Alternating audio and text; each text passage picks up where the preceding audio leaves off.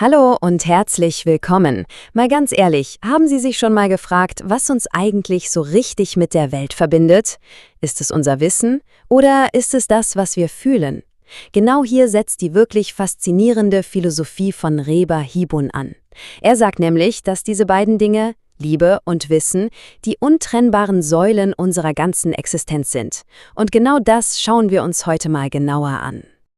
Also, starten wir direkt mit diesem unglaublich kraftvollen Zitat von Reba Hibun. Liebe und Wissen sind die Zwillinge der Existenz. Wow, das ist schon eine Ansage, oder? Wie können ein Gefühl und, ein intellektueller Zustand die Grundpfeiler von einfach allem sein? Genau dieser Frage gehen wir heute auf den Grund. So, hier ist ein kurzer Überblick, was uns erwartet. Wir fangen mit dem Ideal an, also Liebe als die ultimative Verbindung. Dann schauen wir uns den Konflikt an, der durch Unwissenheit entsteht.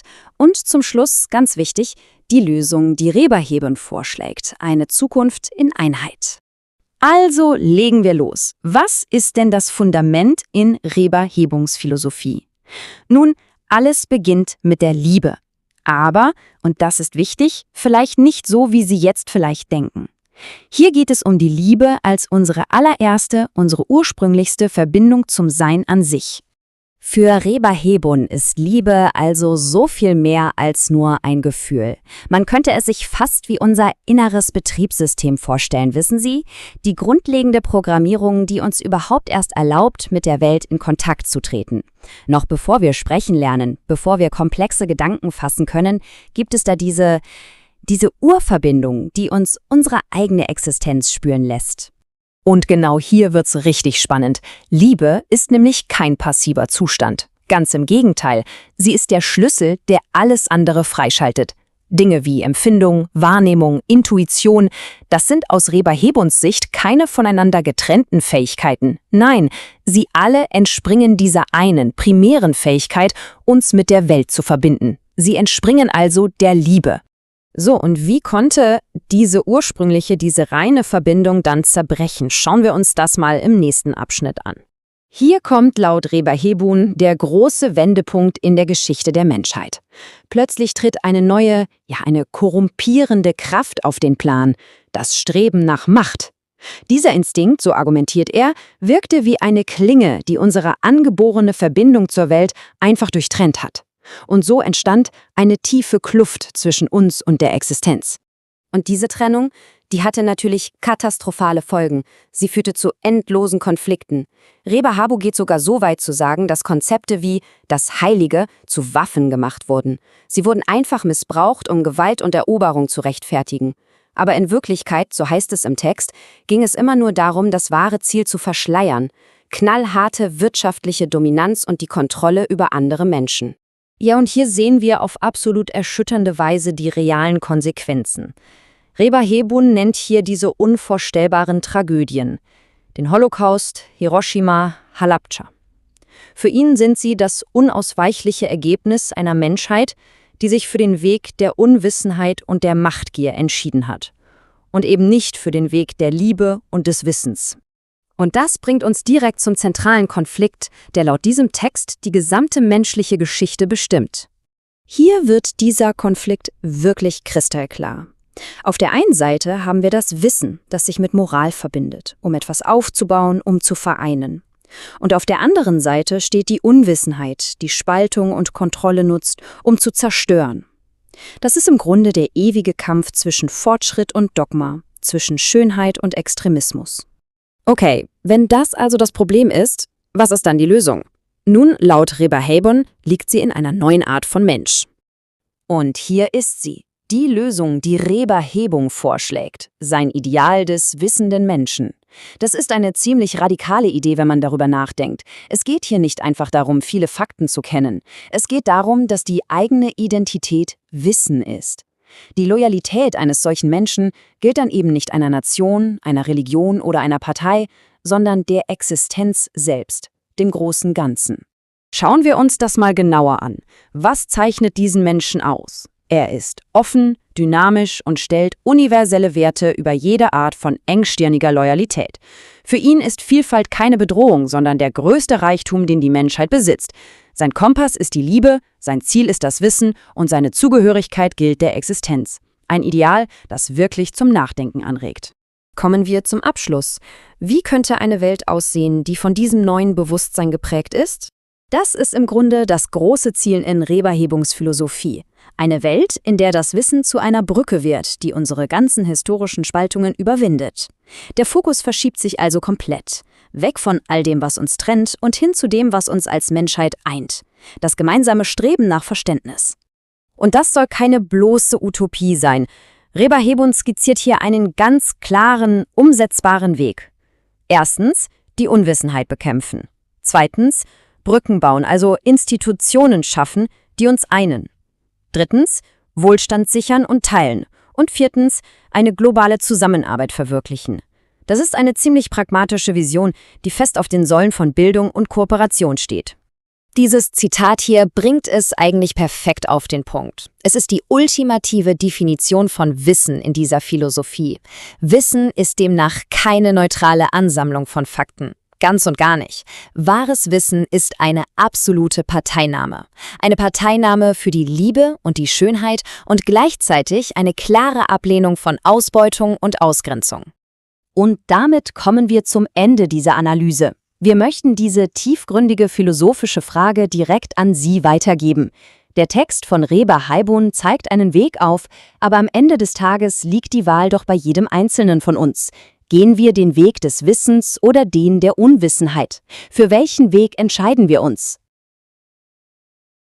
Weißt du, wir tragen ja buchstäblich das gesamte Wissen der Menschheit in unseren Hosentaschen herum. Jeden Tag. Ja, das stimmt. Eigentlich Wahnsinn, wenn man mal drüber nachdenkt. Absolut. Und nach allen historischen Maßstäben müssten wir doch eigentlich längst in so einer Art aufgeklärten, friedlichen Utopie leben, oder? Müssten wir, ja. Theoretisch. Aber stattdessen fühlt sich die Welt mit jeder Stunde, die vergeht, irgendwie zersplitterter an. Wütender. Wir ertrinken in Daten, aber Aber wir verdursten quasi am mangelnden Verständnis füreinander. Das ist genau der Punkt. genau. Warum führt diese grenzenlose Information nicht dazu, dass wir uns besser verstehen? Naja, dieses Paradoxon zwingt uns im Grunde dazu, unsere allerersten Annahmen darüber, was Wissen überhaupt ist, komplett zu hinterfragen. Mhm. Wir verwechseln einfach super oft den bloßen Fluss von Informationen mit echter menschlicher Verbundenheit. Und da setzt unsere heutige Quelle an. Deshalb nehmen wir uns heute die Zeit für eine richtig tiefgehende gedankliche Reise. Wir schauen uns nämlich Auszüge aus einem ziemlich faszinierenden philosophischen Werk an. Oh ja, das ist wirklich keine leichte Kost, aber extrem lohnenswert. Der Titel ist Liebe ist Existenz und Existenz ist Erkenntnis. Geschrieben von Reber-Hebun. Und unsere Mission heute ist es, Hebuns ziemlich komplexe Theorie zu entschlüsseln. Weil er da ja eine Behauptung in den Raum wirft, die fast schon provokant ist, nicht wahr? Absolut. Er sagt nämlich, dass Liebe keine reine Emotion ist. Also vergesst mal diese ganzen romantischen Gedichte oder Hollywood-Klischees. Keine Romcoms, genau. Ja, leider. Hebun sagt, Liebe ist das fundamentale Überlebenswerkzeug der Menschheit. Es ist die Mechanik, die uns überhaupt erst befähigt, wahre Erkenntnis zu erlangen. Um das vielleicht kurz einzuordnen, wir haben es hier mit einem Text zu tun, der versucht, die komplette Entwicklung unserer Spezies durch eine völlig neue Linse zu betrachten. Von ganz am Anfang bis heute. Richtig. Reber-Hebun spannt da den Bogen von den allerersten Steinwerkzeugen bis hin zu unseren heutigen hochkomplexen Internetnetzwerken. Und wir wollen das heute mal völlig neutral und Schritt für Schritt nachvollziehen. Wir wollen begreifen, wie er diese treibenden Kräfte hinter unserem Fortschritt sieht. Und auch hinter unserem drohenden Zerfall, das darf man nicht vergessen. Wichtiger Punkt. Also, wenn wir begreifen wollen, wie die Gesellschaft nach Reber-Hebun funktioniert, müssen wir wirklich ganz an den Anfang zurückspulen. Zum absoluten Nullpunkt quasi. Genau, zum Nullpunkt des menschlichen Bewusstseins. Er postuliert ja, dass das allererste, was ein Lebewesen begreift, die schiere Existenz ist. Die materielle Welt, in die wir einfach so hineingeworfen werden. Ja, und jetzt wird's spannend. Er sagt, die einzige Verbindung zu dieser Existenz, noch bevor wir auch nur den kleinsten intellektuellen Gedanken fassen, ist die Liebe. Und diese Liebe entsteht durch das Wachsen unserer Sinne. richtig. Exakt. Und aus der Reibung mit dieser Existenz entsteht dann schließlich die Erkenntnis. Okay, aber lass uns ehrlich sein, diese Reibung mit der Existenz, das klingt auf den ersten Blick schon sehr abstrakt. Ziemlich akademisch. Total. Lass uns das mal ganz konkret machen. Stell dir einfach die frühen Menschen vor, die das erste Mal das Feuer entdecken. Diese Reibung ist da keine Metapher. Das ist buchstäblich die physische Kälte der Nacht, oder? Genau das. Die absolute Verletzlichkeit in einer Welt, die eigentlich lebensfeindlich ist. Und die Liebe, von der Hebung spricht, ist in dem Moment dieser elementare, ja fast schon tierische Drang, die eigene Gruppe zu schützen. Vor dieser tödlichen Kälte. Ja. Es ist ein purer Überlebenswille, eine emotionale und physische Notwendigkeit. Und dieser starke Drang zwingt den Menschen dann dazu, mit seiner Umwelt zu interagieren. Er schlägt Steine aneinander, er experimentiert. Und zack, entsteht aus dieser tiefen, schützenden Notwendigkeit heraus das Feuer. Richtig. Das Gefühl also, die Liebe und die Sorge umeinander, das war zuerst da. Das Wissen, wie man Feuer macht, folgte erst daraus. Okay, warte. Lass mich das mal in eine Analogie aus unserer modernen Lebenswelt übersetzen. Oh, ich liebe deine Analogien. Hau raus. Also, stell dir vor, diese Konzepte wären ein gigantisches Computersystem. Die Existenz, von der Reber-Hebung spricht also unser Planet, unsere Körper, die Naturgesetze, das ist die rohe Hardware. Okay, bin dabei. Die Liebe, dieser innere Drang zu überleben und sich zu verbinden, das ist das Betriebssystem. Mhm. Und die Erkenntnis, also das Rad, das Telefon, das Internet, das sind die Apps. Die Apps, die wir auf dem System installieren, ja. Genau. Und wenn du das Betriebssystem nicht hochfährst, kannst du noch so viel teure Hardware haben, der Bildschirm bleibt einfach schwarz. Keine einzige App wird jemals laufen. Das trifft den Kern seiner Argumentation wirklich perfekt. Denn Haibun belässt es ja nicht beim Feuer. Er listet diese Evolution akribisch auf. Häuserbau, Landwirtschaft, die Kultivierung des Bodens, die Erfindung der Elektrizität bis hin zur heutigen digitalen Vernetzung. Ja? All das sind für ihn eben keine zufälligen, rein technischen Errungenschaften. Sondern? Sie sind die direkte Konsequenz aus diesem allerersten Impuls. Das Überleben der Menschheit hing laut ihm davon ab, dass diese Liebe, Werte, Systeme und Gesetze schuf. Um uns selbst zu zähmen, im Grunde. Exakt. Um das unkoordinierte Verhalten des Einzelnen zu bändigen, Kooperation zu erzwingen und so als Gruppe Wissen anzuhäufen. Also war die Liebe sozusagen der archaische Klebstoff, der uns davor bewahrt hat, uns in den Höhlen einfach gegenseitig die Köpfe einzuschlagen. Lange bevor wir überhaupt anfangen, Städte zu bauen, ja? Okay, aber da muss ich jetzt wirklich meine Grenze ziehen und kritisch nachhaken. Nur zu. Das klingt in der Theorie ja extrem faszinierend. Fast schon harmonisch, oder? Wir lieben uns, wir erfinden das Rad, wir bauen Häuser, wir erfinden das Internet. Alle haben sich lieb. Ja, die Realität sieht ein bisschen anders aus. Ein bisschen. Wenn ich mir die menschliche Geschichte ansehe, sehe ich einen endlosen Fluss aus Blut, Kriegen und unfassbarer Zerstörung. Mhm. Und was mich an Hebons Theorie jetzt stört, basiert der Bau einer Interkontinentalrakete, einer Atombombe oder von moderner Überwachungstechnologie nicht exakt auf demselben Streben nach Wissenschaft? Das ist die große Frage, ja? Wie um alles in der Welt integriert er dann etwas wie Hiroshima in ein System, das angeblich die Liebe als Betriebssystem hat? Das ist ein sehr legitimer Einwand. Aber Hebon weicht dieser dunklen, zerstörerischen Seite unserer Natur überhaupt nicht aus. Ganz im Gegenteil. Oh, okay. Wie erklärt er das dann? Er widmet diesem Thema einen massiven Teil seiner Analyse. Er nennt das den großen Konflikt. Der große Konflikt. Okay. Er erklärt diese Zerstörung durch das Eingreifen von Machtinstinkten und Herrschsucht. Das sind Kräfte, die den Menschen radikal von seinem ursprünglichen, auf Liebe basierenden Antrieb entfremdet haben. Er nennt das im Text Autorität, richtig? Ganz genau. Diese Autorität, das können Könige, Diktatoren oder extremistische Gruppen sein, die instrumentalisiert bestimmte Konzepte, um ihre Macht auszuüben. Er meint damit so Dinge wie Religion oder Nationalismus? Ja, Haibung argumentiert, dass Autorität diese ideologischen Denkmuster als eine Art Vorwand nutzt. Sie deklariert diese Konstrukte als das Heilige oder das Unantastbare. Und die Massen werden dann dazu erzogen, das blind zu verteidigen. Exakt. Aber unter dieser Maske des Heiligen verbirgt sich laut seiner Analyse etwas völlig Banales und Brutales. Nämlich Gier, Das schiere Streben nach wirtschaftlicher Dominanz, ja? Die Gier nach neuen Ländereien und die pure egoistische Reichtumsanhäufung einer kleinen Elite. Und diese Entfremdung, dieses Ausnutzen des Zusammenhalts, führte dann zu den Epochen des absoluten Terrors. Richtig. Herr Boone nennt im Text explizit den Holocaust, Hiroshima und Halabja als die absoluten historischen Tiefpunkte. Tiefpunkte dieses durch Egoismus verursachte Zerfalls. Genau. Okay, ich verstehe, dass er diese Ereignisse so einordnet. Aber, und da muss ich stur bleiben, das beantwortet noch nicht ganz meine Frage zur Wissenschaft. Warum nicht? Naja, J. Robert Oppenheimer brauchte ja brillante physikalische Erkenntnis, um die Atombombe überhaupt bauen zu können. Macht Reber Hebun es sich da nicht ein bisschen zu einfach? Nach dem Motto, wenn die Erfindung böse ist, war es halt keine echte Erkenntnis. Ich verstehe, worauf du hinaus willst. Aber nein, er macht es sich nicht einfach. Er definiert den Begriff der Erkenntnis nur fundamental anders, als wir das im Alltag tun. Inwiefern? Er löst diesen Widerspruch auf, indem er strikt zwischen zwei Entwicklungssträngen unterscheidet. In seiner Theorie ist Wissenschaft an sich erstmal neutral. Okay.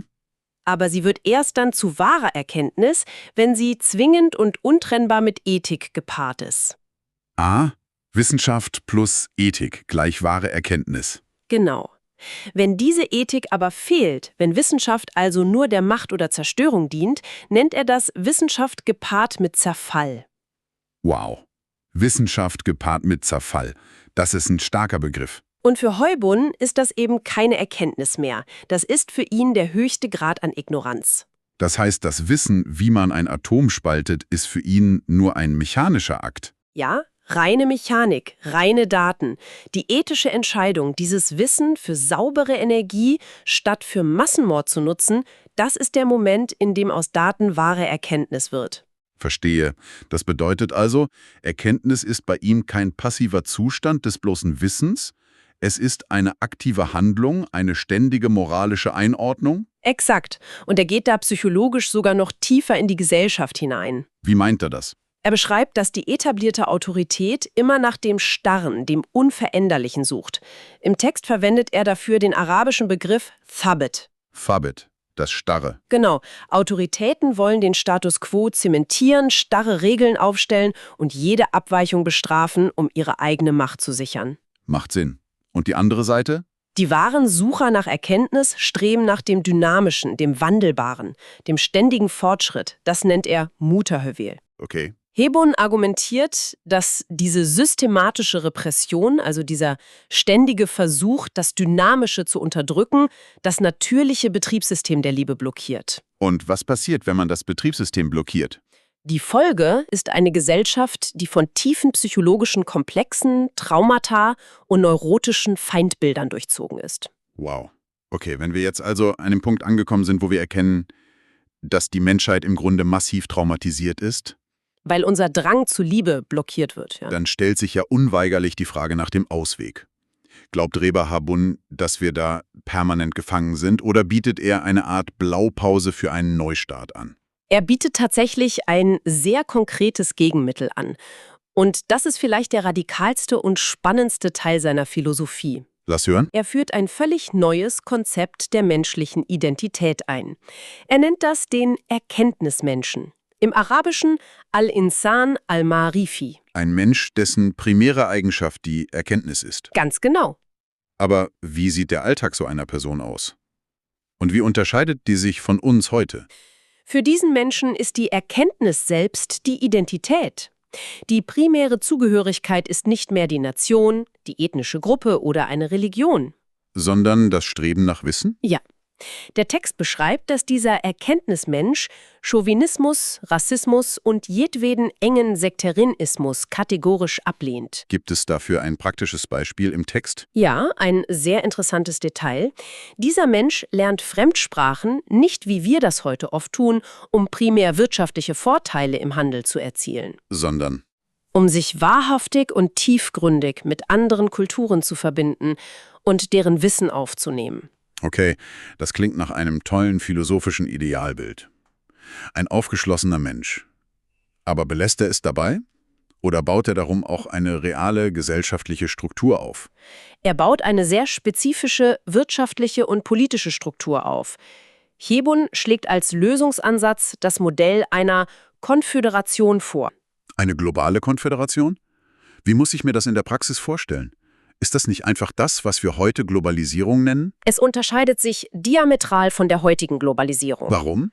Bei Hebuns Konföderation geht es nicht darum, dass wenige Eliten auf Kosten anderer profitieren. Es geht darum, einen großen, gemeinsamen Wirtschaftsmarkt zu schaffen, der die Talente und Ressourcen aller bündelt. Einen grundlegenden Wohlstand für alle zu generieren. Genau. Und dadurch eine unerschütterliche Stabilität zu sichern. Er entzieht der Autorität damit quasi ihr wichtigstes Werkzeug. Die künstliche Verknappung von Ressourcen. Richtig. Die ja erst zu Neid und Kriegen führt. Wenn wir das mal ganz praktisch betrachten, das klingt für mich wie das ultimative Open-Source-Netzwerk, nur eben angewendet auf die gesamte Menschheit. Eine schöne Analogie. Der Erkenntnismensch verhält sich wie so ein Entwickler, der sich konsequent weigert, seine Arbeit in eine einzige geschlossene Software einzusperren. Mhm. Er schaut sich um, nimmt das beste Wissen aus der ganzen Welt und baut es in ein riesiges, kollaboratives Projekt ein. Reba Chaobun hat in diesem Zusammenhang einen Satz formuliert, der extrem prägnant ist. Er beschreibt diesen Menschen als Soldat und Anführer zugleich. Soldat und Anführer zugleich. Das heißt, er wartet nicht auf den Befehl von oben. Er übernimmt selbst die volle ethische Verantwortung für sein Handeln, ja? Das ist eine super Überleitung zu einer meiner größten Sorgen bei solchen Utopien. Oh, jetzt bin ich gespannt. Wenn man von einem globalen Markt und einer übergeordneten Identität spricht, schrillen bei vielen ja sofort die Alarmglocken. Einheitssuppe. Genau. Man könnte vermuten, Hebun fordert so eine Art graue Einheitssoße. Er will alle Nationalitäten, alle Sprachen und Religionen in diesen Mixer der Konföderation werfen und auslöschen. Um diesen perfekten, standardisierten Erkenntnismenschen zu erschaffen. Eine Welt ohne kulturelle Unterschiede, in der alle nur noch pure Logik atmen. Wie Star Trek, nur extrem langweilig. Da kann ich dich beruhigen. Genau das fordert er ausdrücklich nicht. Puh, gut. Das Prinzip der Einheit der Existenz ist für Hebun untrennbar mit der Vielfalt verbunden. Er sagt ganz klar, die Vielfalt ist die Existenz. Ah, okay. Der Erkenntnismensch saugt seine intellektuelle und kreative Energie geradezu aus dieser ethnischen, religiösen und kulturellen Vielfalt. Er erfreut sich an ihr. Also ist er nicht farbenblind, sondern schätzt alle Farben. Genau. Der gravierende Unterschied zum gewöhnlichen Menschen ist nur, er klammert sich nicht fanatisch an seine eigene Herkunft. Er macht seine Kultur nicht zur Waffe. Exakt. Er nutzt sie niemals, um sich über andere zu erheben. Und aus diesem Grund ist er auch völlig immun gegen diesen blinden Gehorsam gegenüber Parteien oder Fraktionen. Die ja in der Vielfalt immer nur eine Bedrohung für ihre eigene Existenz sehen. Richtig. Er feiert die Vielfalt, ohne sie zu instrumentalisieren. Das ist ein faszinierendes Gleichgewicht. Aber ich muss hier noch einmal den Bogen spannen. Ein solcher globaler Bürger braucht ja einen extrem starken inneren Kompass. Auf jeden Fall. Was verhindert denn, dass diese absolute Fokussierung auf Erkenntnis und Effizienz am Ende nicht doch kalt, mechanisch und herzlos wird? Da schließt sich der Kreis auf eine wirklich brillante Weise. Wir kommen nämlich auf Hebuns ganz eigene Definition von Liebe zurück. Ah, das Betriebssystem. Genau. Für ihn ist Liebe das absolute Gegenteil von etwas Mechanischem. Er beschreibt Liebe als eine verborgene, tief kreative Superkraft im Menschen. Die ihre Energie aus der harmonischen Ordnung der Existenz schöpft. Ja, in dieser natürlichen Ordnung manifestiert sich laut seinem Text das Göttliche, das ewig Schöne. Und Liebe ist in seinem Konzept niemals etwas Passives. Kein bloßes Akzeptieren der Welt. Nein, Liebe ist bei Reba Hebun die Praxis der Ethik. Die Praxis der Ethik. Liebe als harte, tägliche Arbeit. Weißt du, wenn du als Zuhörer jetzt darüber nachdenkst, fällt dir auf, wie radikal dieser Text unsere gewohnten Begriffe umdeutet. Absolut. Wenn wir das Wort Liebe hören, denken wir an Blumen oder ein warmes Gefühl im Bauch. Aber Haunbun beschreibt Liebe hier buchstäblich als deine Nationalität. Mhm. Er sieht Liebe als deine aktive Pflicht, aufzustehen und Ausbeutung, Hunger, Analphabetismus und Terrorismus in der Welt zu bekämpfen. Das ist kein Gefühl mehr. Das ist eine klare Handlungsanweisung. Wahnsinn. Und was ist das Endziel von all dem? Das ultimative Ziel der Erkenntnis, wenn sie eben von dieser aktiven Liebe angetrieben wird, ist eine Gesellschaft, die von hoher Intelligenz, echter Toleranz und Kooperation geprägt ist. Klingt riesig. Ist es auch. Aber interessanterweise verliert er sich dabei nicht nur in diesen globalen Utopien. Er bricht das auf das Mikroskopische herunter. Wohin? Er benennt die glückliche, intakte Familie als die absolute Basis. Die Familie als Nukleus. Ja, sie ist der Startpunkt für psychologische Stabilität und die eigentliche Heilung der Menschheit. Die wahre Aufgabe des Erkenntnismenschen ist es, die Mentalität des Extremismus durch Vorleben an der Wurzel auszurotten. Also eine unerschütterliche Voreingenommenheit für die Liebe? Und gleichzeitig jede Form der Ausbeutung radikal abzulehnen. Das ist ein philosophischer Anspruch, der einem fast den Atem raubt. Lass uns diese immense gedankliche Reise noch einmal ganz kurz zusammenfassen. Gute Idee. Wir haben bei den ersten Werkzeugen der Steinzeit begonnen. Wir sind bis zu den Glasfaserkabeln des Internets gereist. All das durch die Linse von Reber Hebun. Wo die Liebe zur Existenz unser Betriebssystem ist und die Erkenntnis der Code, der unseren Fortschritt schreibt. Wir haben gesehen, wie Macht dieses System immer wieder korrumpiert und Wissenschaft in puren Zerfall verwandelt. Und wir haben den ethisch handelnden Erkenntnismenschen kennengelernt. Der wichtigste Schlussstein dieser Theorie ist einfach, dass Wissenschaft und Ethik, also Erkenntnis und Liebe, niemals getrennt voneinander agieren dürfen. Tun sie das doch, riskieren wir den Untergang. Exakt. Aber warum sollte dich das heute in deinem ganz normalen, hektischen Alltag eigentlich interessieren? Frag dich das mal. Weil wir in einem Zeitalter der extremen Informationsüberflutung leben. Genau. Jede Sekunde prasseln tausende Schlagzeilen und Meinungen auf dich ein. Dieser Text ist eine direkte, fast schon intime Einladung an dich, deine eigene Definition von Wissen mal einem Stresstest zu unterziehen. Sind wir nur passive Konsumenten des Zerfalls? Oder nutzt du das Wissen, das dir zur Verfügung steht, ganz bewusst, in Verbindung mit Empathie und dieser aktiven Liebe, um den wahren Puls der ewigen Erkenntnis zu spüren? Eine starke Frage. Und genau mit diesem Spannungsfeld möchte ich dich heute entlassen.